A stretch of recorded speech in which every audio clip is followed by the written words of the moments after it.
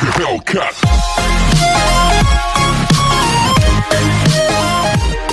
Like a Hellcat.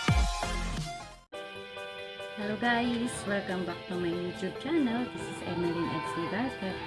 Ngayon naman po, tuturo ko po sa inyo kung paano magtanggal ng watermark sa aking KINE MASTER video editor. Pero bago ang lahat, gusto ko po magpasalamat sa aking 500 subscriber. Maraming salamat po sa inyo. Ngayon naman po, ituturo ko sa inyo step by step paano magtanggal ng watermark ng KINE MASTER. Pero ginagamit ko po palagi sa pag-edit ng aking video ang KINE MASTER at saka yung Zoom recorder. So, simulan na po natin in 5, 4, 3, 2, 1. So, ito na po guys. Nandito na po tayo sa Google. Hanapin lang po natin sa Google yung AC Market. Yan, AC Market. So, once na ma-search po natin, ito po siya, sa AC Market. Sa AC Market po, ay kagaya lang din po ni Play Store. Libre din po dito mag-download o mag-install ng ating mga paboritong apps. Yan na po siya. Then, click po si download. Yan. Once na ma-download po natin si AC Market, yan po, ito si AC Market. Na-download ko na siya. Yan. Hanapin naman po natin dito ang yan guys. Ito po yung laman ng AC Market. So, ang dami din pong laman, diba?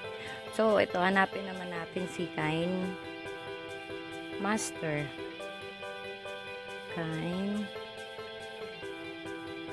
Master. Ayan po.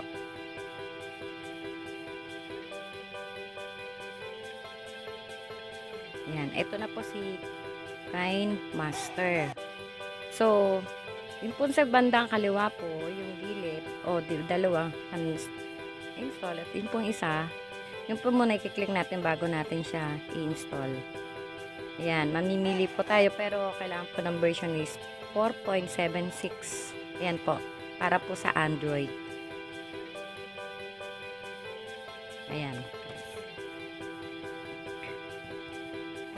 Ayan po, nag-download na siya, loading na.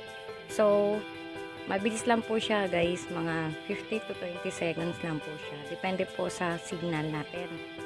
So, tapos ko na po siyang i-download. So, nandito na po siya sa phone ko.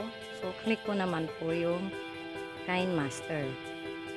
Ayan, mag-i-edit po ako ng picture ko para, o video ko para maipakita ko po sa inyo na talagang wala na siyang watermark. Tama po.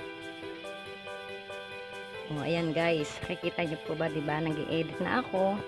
So, ayan po. Sa taas, sa bandang kanan, wala na po siya yung watermark.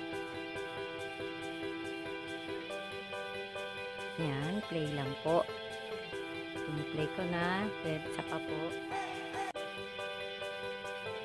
Then, ayan. Save. Papakita ko na po sa inyo kung talagang wala na siyang watermark.